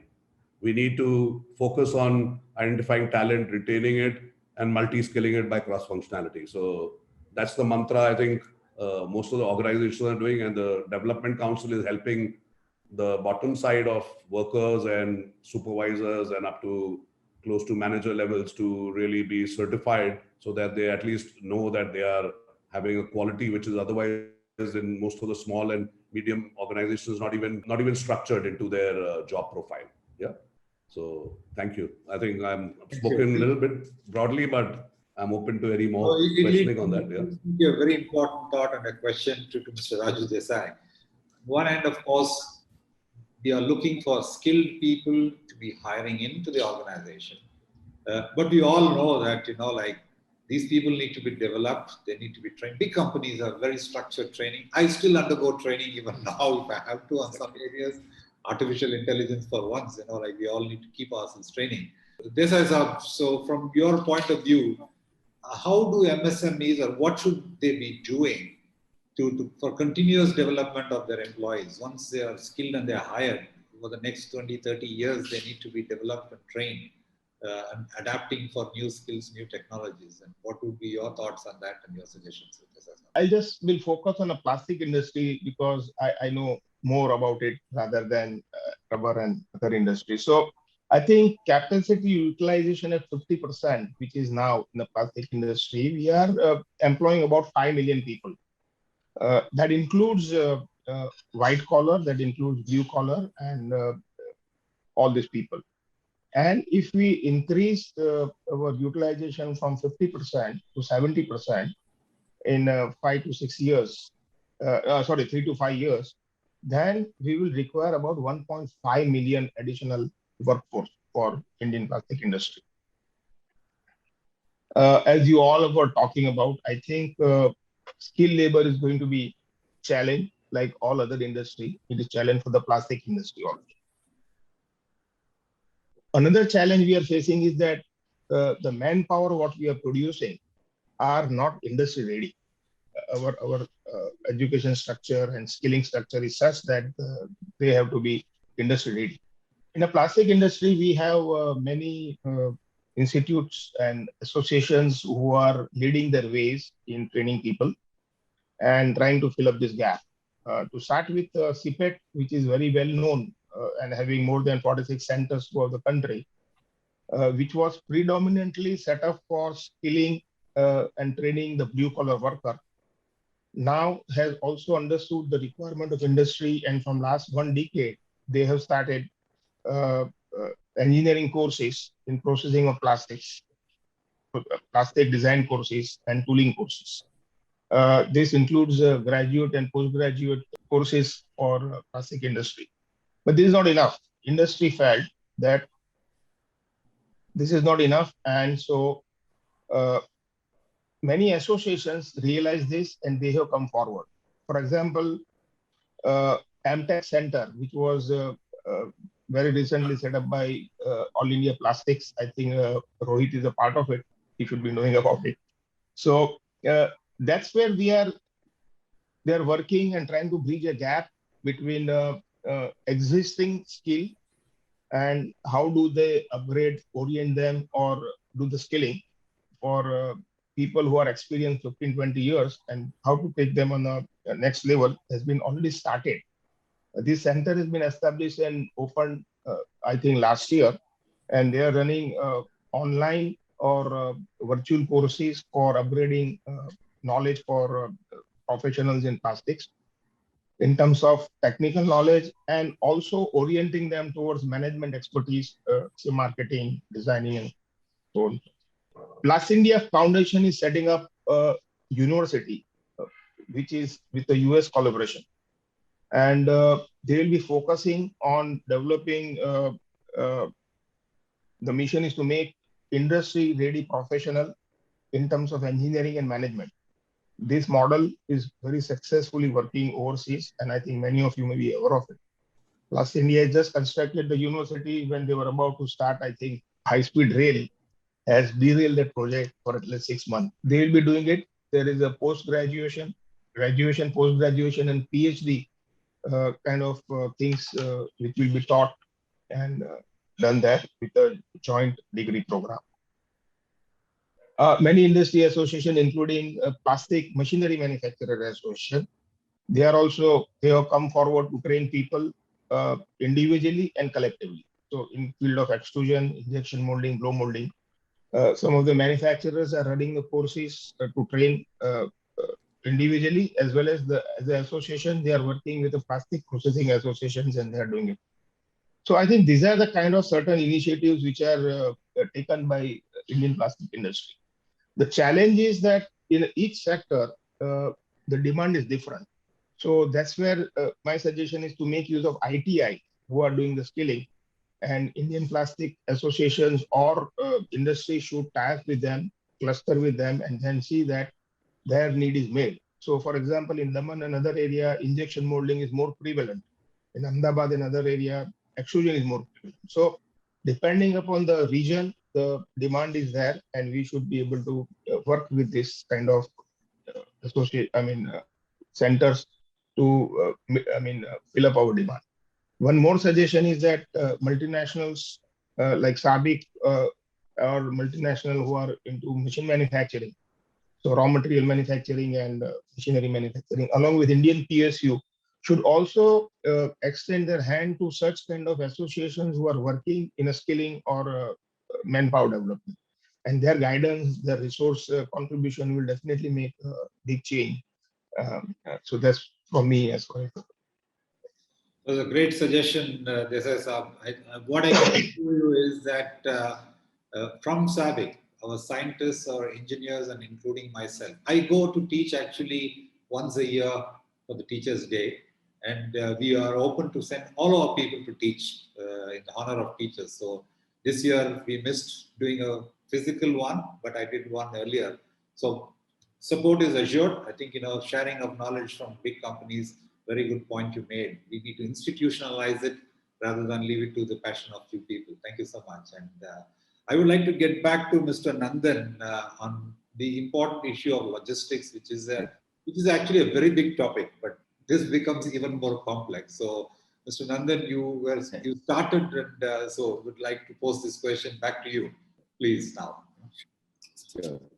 So, just as the Indian economy, which after a difficult 1920 was looking at a favorable 2021, and just when 2021 was about to begin and COVID struck and the lockdown struck, and which sort of disrupted the entire economy.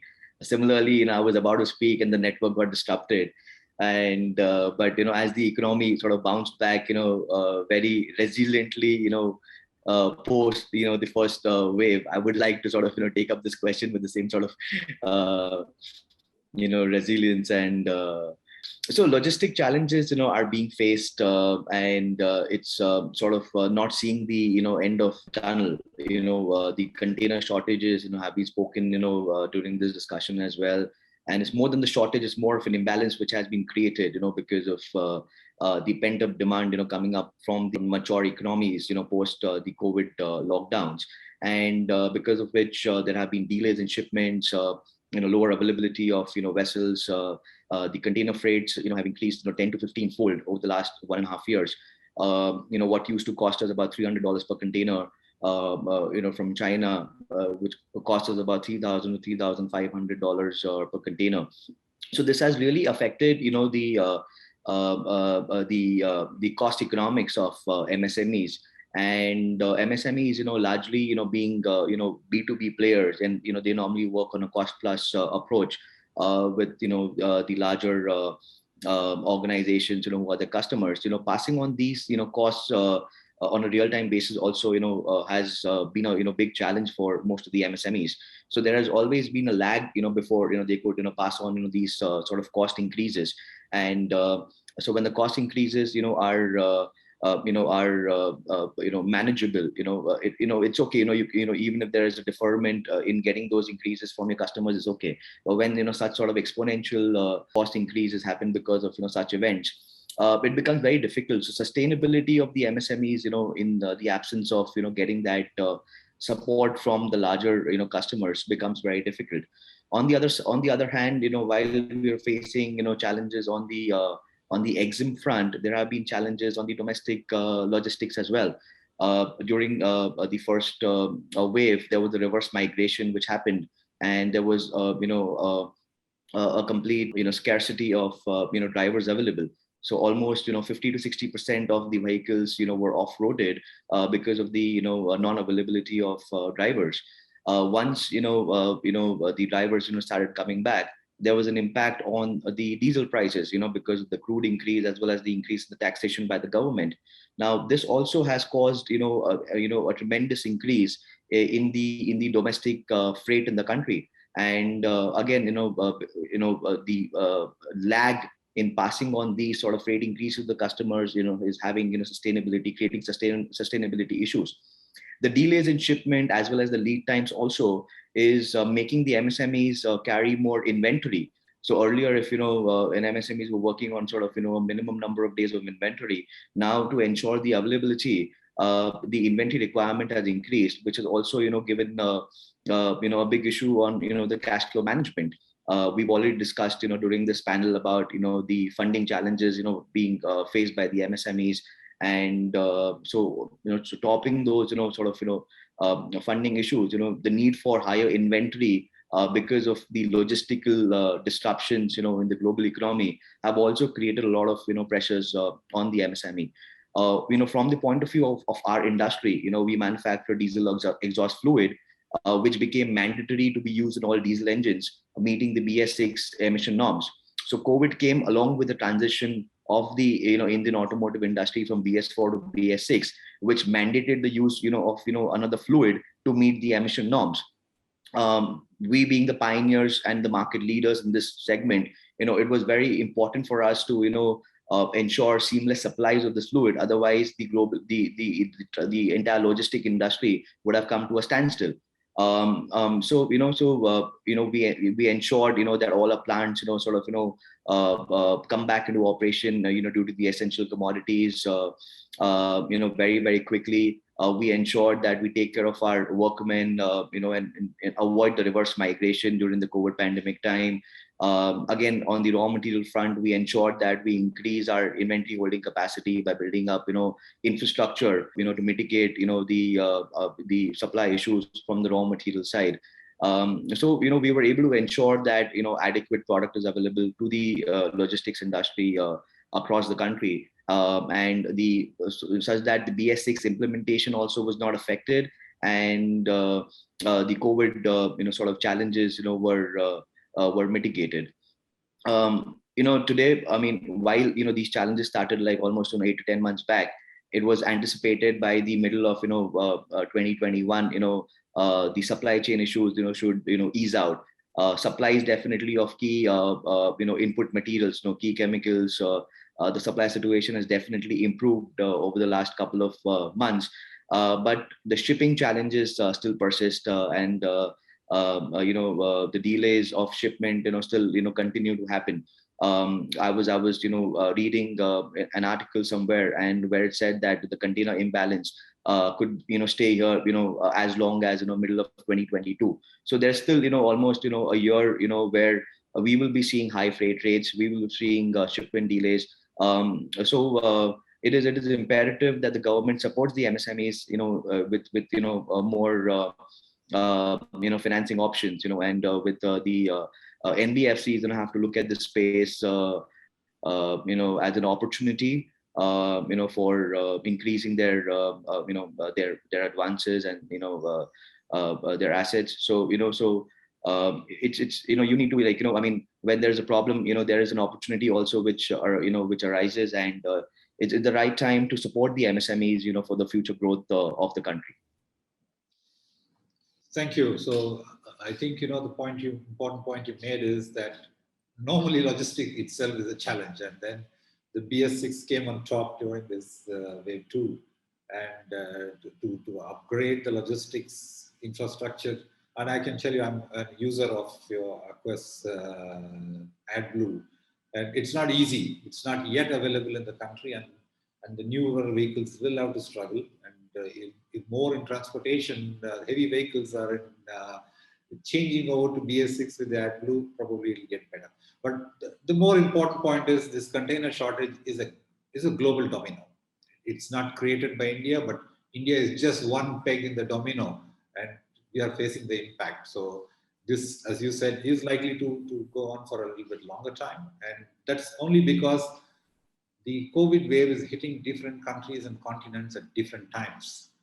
And so that is creating an imbalance and getting stuck. They all need to get released. If the whole world was in shutdown for 45 days, probably it would have been simpler. But these are all coming at different times, and we see that in our business. So thank you for that. And I have one question, which is a little bit, first I would like to, of course, address it to Mr. Samir. But after he has his view, probably others can also join. One of those, let's say, MSMEs are entrepreneur driven, and how do they professionalize is first question, and how do they plan succession planning? Because eventually, I'm just speaking from my knowledge about the German Mittelstand, which are MSMEs in Germany. How do they professionalize, and how do they plan succession planning outside of the family? These are questions which will ensure sustainability of the MSMEs. So, Mr. Samir, your thoughts on this, and then I will open it up to others to share. Hello, everyone. Very interesting question. First of all, the professionalizing the business now, it's not an option anymore. We are seeing the industrial world around us, how fast and at what pace it is changing. And so it is now mandatory to consider your factory, your workplace, not just as a place, but I think more as a process, I would believe, which has some input, some value addition is going on there, and then output is there. So I was listening to thoughts of one of the great leaders of our time, this Elon Musk. He said this, that if you really want to, do something, don't think that if you are busy whole day, you are doing the work. And also, Bill Gates once said that, very interesting. He said that, the toughest work, the toughest job I give to that employee of my company, whom I feel is the laziest. Why? Because, that person will find the route to automate it or to do it in the least possible time. So I think, if I talk about the professionalizing our company, a lot of things today are needed. First of all, that fear of losing the control. We are from MSME. It is always there. Let us accept it that if we delegate, we want to keep everything in our control. But if we really want to grow, if we really want to contribute to this country, to this nation, the mindset of this notion needs to be changed. We should learn from others, and we should listen to them in MSMEs, what happens mostly, what I have realized is that, we are not even open to transparent communication. Something is going in our head, but we don't want our employees to know it exactly. To some level, it is fine, but let us, accept this thing that having a transparent environment, communicating with your employees, keeping our, targets, objectives in front of them, and working collectively to achieve something. This thing gives a lot of, happiness, relaxation, and ultimately satisfaction somewhere. So, professionalizing now, the world is changing at such a rapid pace. Since I'm from the automotive, I can, share here a few things that, OEMs, Maruti is Suzuki leader of Indian market. Now we have seen that, a lot of new players like Kia Motors, like the MG Motors, they have entered the market, and how the customers have embraced them. I mean, nobody has expected that the Kia and MG would, get such a huge reception in Indian market. So, and also we are seeing that, their sub-suppliers, they're also now coming to the Indian market, and we being from automotive supply chain, being a tier 2 supplier in this sector, our challenge is now with those tier 2 suppliers who are, at a very good level, who understand the processes, who knows, whenever we think of an MSME, one word comes to our mind, that is, Lala company. So that Lala, Lala, that needs to be, somewhat changed nowadays. That Lala, that L needs to be changed to lean manufacturing. That, MSME needs to change their processes and get into the lean things. Then we say A, that A has to be now what I feel is automated. Our, processes, there should be formal control systems to, track our processes, their inputs, and what's their efficiency is. Then again, if I talk about, LAL, then L, I think it is the low cost for me. There are so many different automation solutions, different softwares, and so many, solutions. It is just, going out in the market and finding the right one. So, but I think, my father started out this company, what now I'm representing, BP Engineering, in 1987. And I have realized this thing, whatever I'm discussing with on this platform, I myself have realized that, my father was not, was not willing to communicate all the things, was not, in a, the mindset was like, I cannot, let that control go away from me. That some egoistic things are there. Let us accept this. So I think, yes, professionalizing the business now, it is something which is very important, and we should embrace technology. As my colleagues have already mentioned, cloud storage is there now. Electronic signatures are there for your documentation work and to make the things faster. And so many different, as Sir JR sir has already mentioned, like the different ERPs. So we should embrace it if we really want to grow, and we are actually busy when we are not busy. I mean, we have time for these panel discussions and we are actually growing. When we are sitting here having discussion and our company is running, that is the real MSME sector should work towards.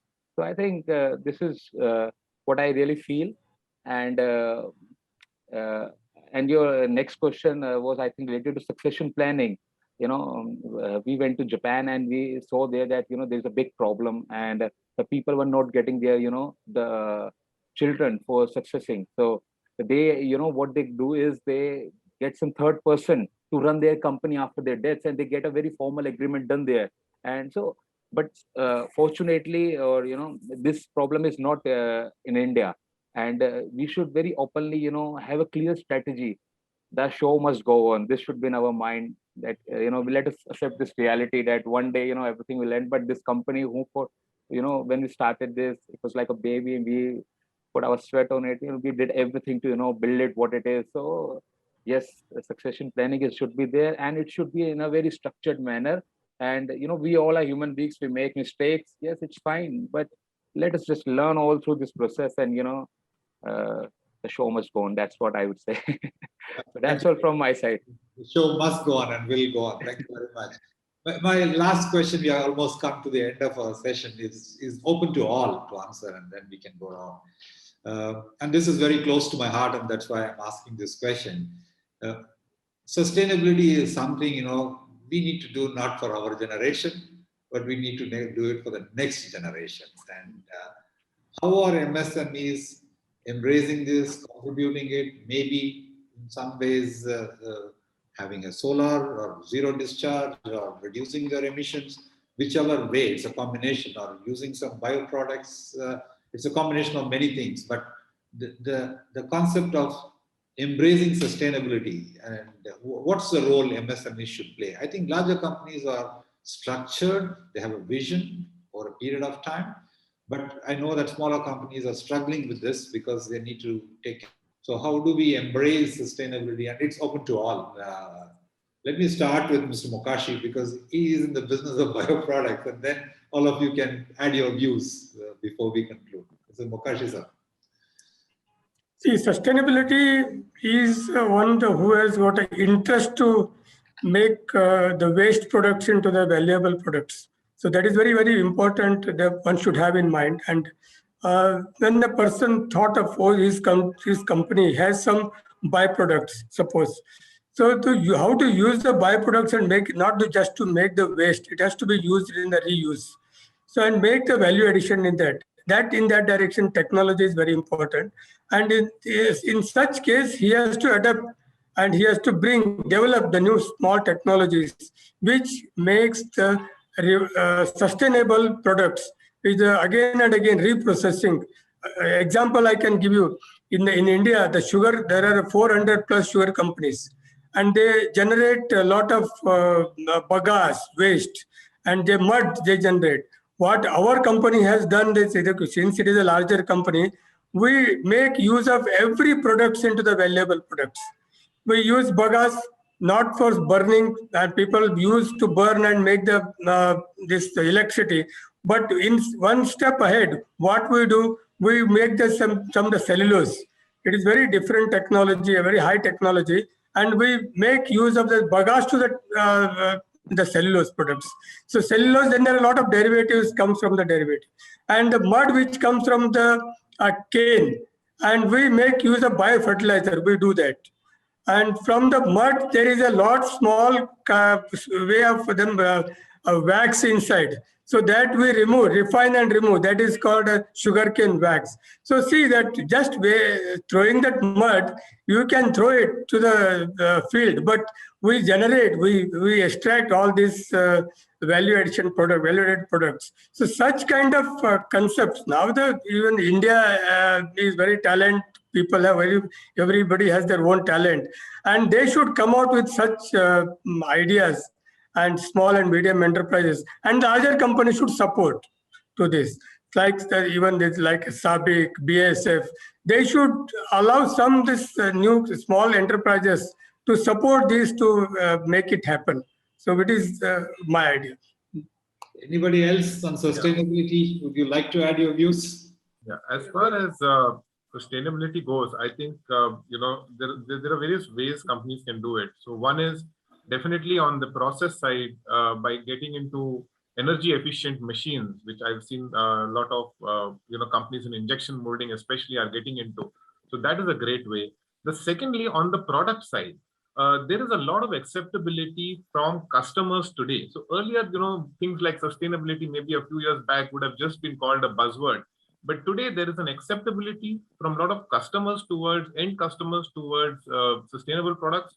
There are a lot of OEMs and MNC companies which actually have signed up, for example, with United Nations sustainability goals that by this year we will be 25% green product or 30% green product, and they are actually looking or would appreciate their entire value chain and their partners to also join the bandwagon and use these materials. So there is a scope for companies to innovate as far as their process goes and also as far as materials goes. In plastics, there is a huge opportunity to use recycled materials and bio-based materials and green materials towards this. And I think a lot of us MSMEs can try to look at these green certifications, which would work with partners, offering these certifications to help us enlist, what are the various aspects of the process which need to be green. And this coupled with the fact that, industry getting into, higher level of automation would then help us to keep the right records, because going forward, everything, in production with the larger companies is going to be on a blockchain, which is going to get tracked across the system. Let me add some color from the capital market perspective. Of late, ESG is one theme which reverberates well with the lenders and investors. a lot of money is flowing into chemical companies these days, but I never seen this kind of buoyancy in my, almost 2.5-decade career watching chemical companies. So huge amount of interest, and within that there is good, differentiation among companies who have good governance systems. Companies who have very well laid out environmental management system, who have good, board structure, independence of the board, and who follow sustainable practices. While there may be cost attached to, adhering to all these guidelines, the rewards are also fairly good these days. Upside potential is huge if you follow good ESG practices. So in that regard, while it could be short-term pain, but it's certainly it's going to be long-term gain for the industry. So that is something companies should not be ignoring. I would think from the way I see it. Can I contribute, Janardhanji? Sure. Go ahead, Mr. Maka. I just also would like to share on the platform that sustainability, as a manufacturing enterprise, the way we look at it is from a product, you move to a solution provider. So that means you go into understanding the end use, optimize it for your end user. And so the path then becomes self-checking and self-creating, where you become very strongly partner with the end user chain. Then obviously we, in a thermoset polymer environment, which rubber is, we look at how to have end use extension of life. Say in a product like conveyor belting, we look at lightweighting, energy efficiency. We look at packaging to be reduced from wood to recyclable packaging, which may be plastic or metal. So I think it's a path where you go for internal mastery in reducing wastage, optimizing process, enhancing skills, as well as using your end customer as being the best educator to know what the performance benefits he is desiring, and setting goals or benchmarks which are much higher in an organization. So to just sum it up, that's the way I would look at sustainability. It's a very wide question, but specifically to manufacturing and MSME, these would be the pertaining mantra points which I would like to put forward to the audience. Thank you very much, Mr. Maka. Yeah, I would also like to add one point. See, right now, the definition for MSME has been widened, recently. But say if we talk about factories, which are having a turnover of say up to 100 crores. Now these kind of units are just managing their ends, and if you ask them to invest money into sustainable solutions or to use recycled products or to make use of their waste product, like Mr. Mokashi said, then it needs investment, and they would not be able to do it themselves. So here I would suggest that, government should extend some support to these kind of units, that if they are able to, if they're able to have a sustainable solution, then they should get some kind of a cash support from government, just as an encouragement to begin with. And later on, it could be withdrawn. But without any, cash support, I feel that it will be very difficult for them to, by themselves to enter into this and, and to do this. Yeah, that's I think. Sir, that's why I told SABIC and company like BASF and all, they should support, because they are cash-rich companies in the world. and I can only assure you that, like for SABIC, sustainability is part of our strategy. It's inbuilt into our strategy. And we are running the largest carbon capture unit, commercial unit in the world. Close to 500,000 tons per year we can capture and reuse it. And Great. Methanol and or even in carbonated drinks. So this is some long journey. I was just looking to see, like small MSMEs need to start to embrace this, because they will also get measured by this index. It's not an index they are measured right now, but this will come soon. Thank you. It was a great pleasure, moderating this session with so many smart and wise people. I personally am very enriched at the end of this session. I hope you also all enjoyed. And thank you so much. Stay safe. And my personal thanks again to all of you. Namaskar. Thank you. Thank you. Thank you very much. Thank you. Thank you, Mr. Janardhanan, for moderating the dialogue with our subject matter experts today. Clearly, the discussion highlighted challenges, opportunities, and the collaboration required to derive the way forward very well. On behalf of ET Energy World and SABIC, I thank our panelists today for sharing their valuable point of view. We hope our viewers found the discussion to be insightful. Please continue to share your takeaways and highlights from the event on social media using the hashtag #ChampioningIndia. On that note, I now invite Mr. Arvind Mehta, Chairman, AIPMA, Governing Council, to share his concluding remarks to mark the closing of the event. Welcome, Mr. Mehta.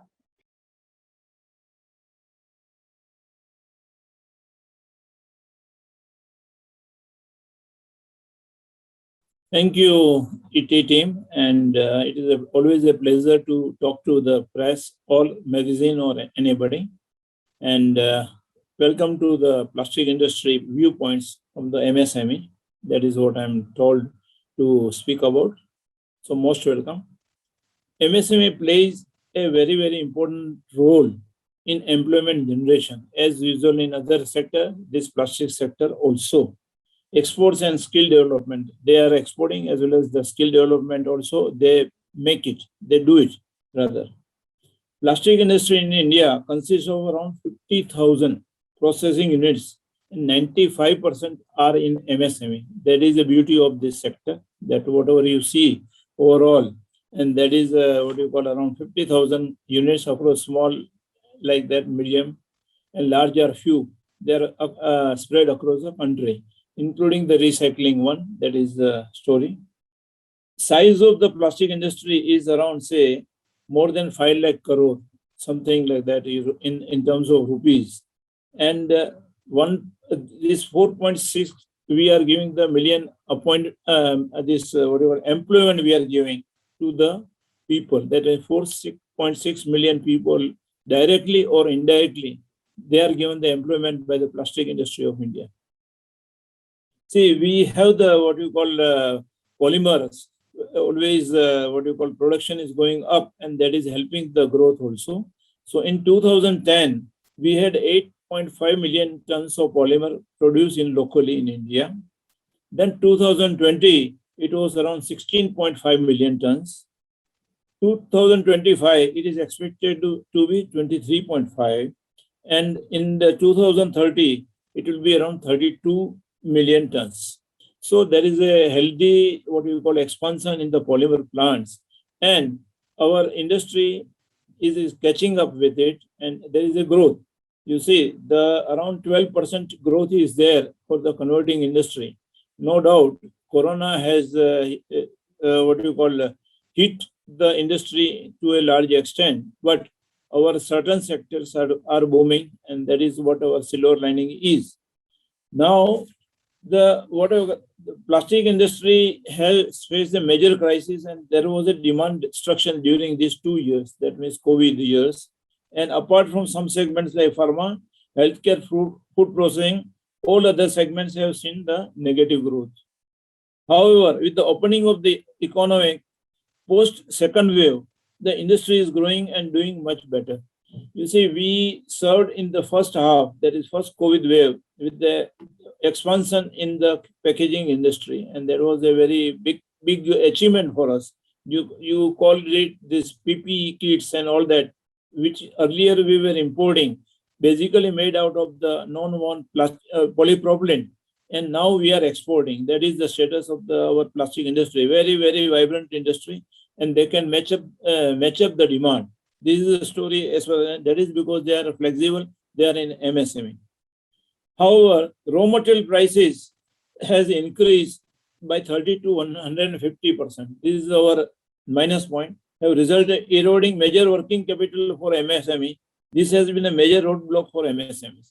So whatever the polymer prices have gone up, that is from the pocket of the industry, and the MSME has a limited funds, so they are affected more.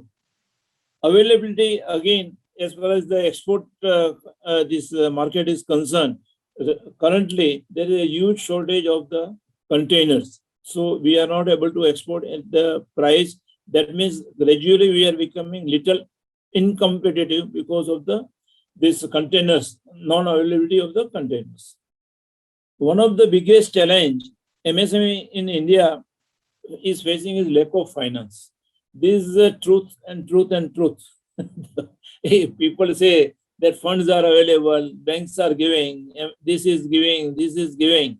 But there is always a catch with the banks, catch with the MSME loans or anything, whatever. See, in COVID, other countries just like Germany, Italy, or America, they gave the grant. Our government gave us the loan, MSME loan, that too with the what you call normal terms and conditions and with the interest. So this is one of the, no doubt, they helped us out and something 10% of your working capital, they gave at the same rate and all that. But it is a loan, it is not a this one. No doubt, we had the loss because we closed down our factory and everything, but that is not considered on that line. But it is just like giving a loan, that is we are doing, and everybody is on that line. So we can't help it. Banks, they give once in a year, and they are no doubt goody, always in the talk. They are always what you call extremely good. Again, when the balance sheet comes, once in a year, balance sheet is there. They compare it with the topmost of the what you call industry. They compare with something like a corporate balance sheet, and we face the music. So this is a story. There has to be some change of thought as far as the MSMEs are concerned. No doubt, our government is very, very serious on that part. We are thankful to them. But banks are banks, and they go accordingly. They even take the personal guarantee of the people, and that is some many things what we call. Okay, it is easy, but it is not that easy. So this is the thing. One of this one. Other thing what we are facing is it is a MSME now no doubt growing. They are family concern or they are one-man show or something like that. So they have a challenge of the management also. See, managerial skills and everything the entrepreneur has. So he does it. So he sets it and everything. But it is a challenge. So there needs to be some support for them to upgrade their company and like that. This is what we actually require. Now, again, there are the technological problems also. That is improper product development. That is also an issue. Poor product promotion. That is also an issue. And and they have to stand with the competition. So this is also an issue. So as far as the management is concerned, MSME hardly get any professional exposure to management practices in marketing, distribution, branding, or production. These are one of the weak points, rather, I would call it. But no doubt, the things are changing, and I would call it that this COVID and this virtual conferences, virtual meetings are helping much, because on that line, we are able to gather topmost on this platform, technological platform, and we get the input. So that is a plus point of the COVID, I would call it on that line. But this is a fact of the life that MSME needs these things. There is management and professional exposure, technological exposure, and all that.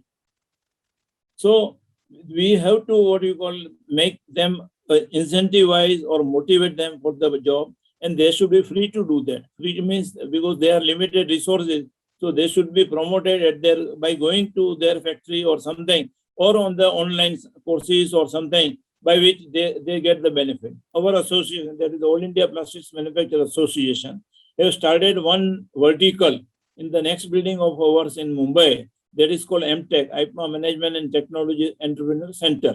So we will be addressing these issues of the management as well as the technology. That is our initiative. So we are trying to do that. We have signed MOU with many multinationals also, and we are trying to do it. We have the second house next to our this IPMA house. So there are independent building. So we are going ahead on that line. Now, the skilled manpower is the backbone of everything. The growth, whatever we call it, 5 trillion economy we call it, that we would like to grow, but we need the trained or talented manpower. So this is the point we are trying to address. No doubt, CPET and other people are there, they are addressing, but in a structured way, what industry wants and what we can correct, that we are doing. So this will be one of the inconsistent things we are addressing. Where is expected in the next few years for the plastic industry? What is the future?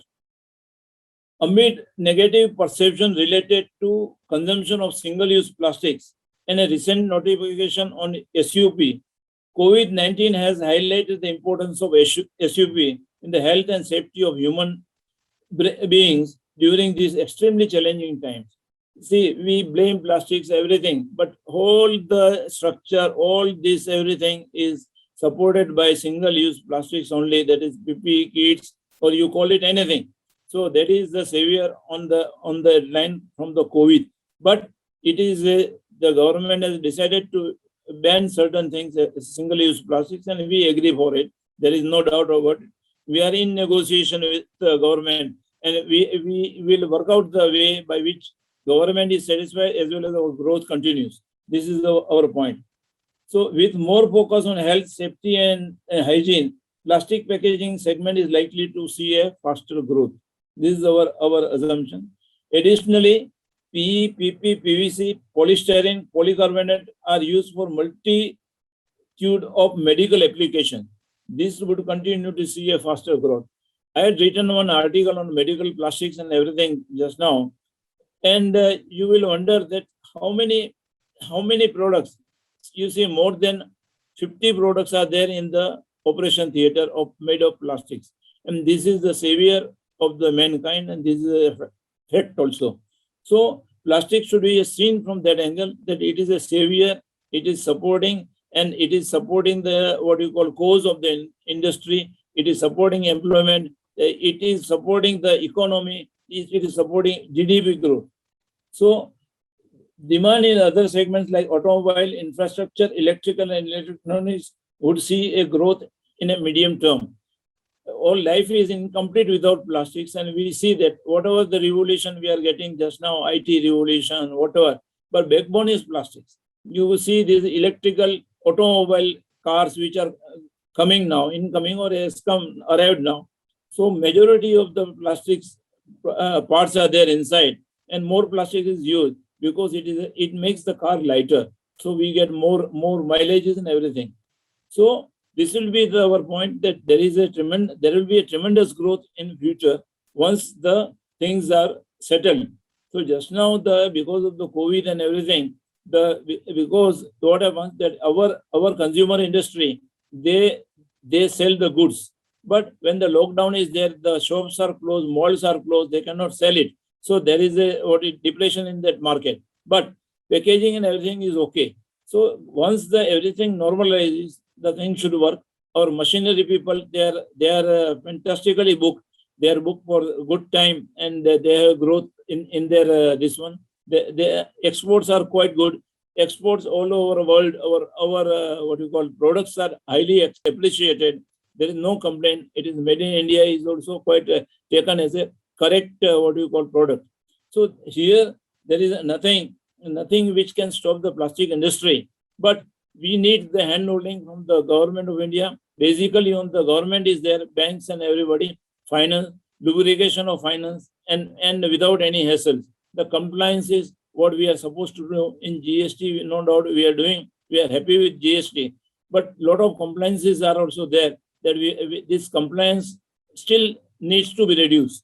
So that will be this one. So my point will be that we have 4 E initiatives which government of MSME, rather government of India has told us: enterprise creation, employment generation, export, and ease of doing business. That is the government point, and we look at it in that level.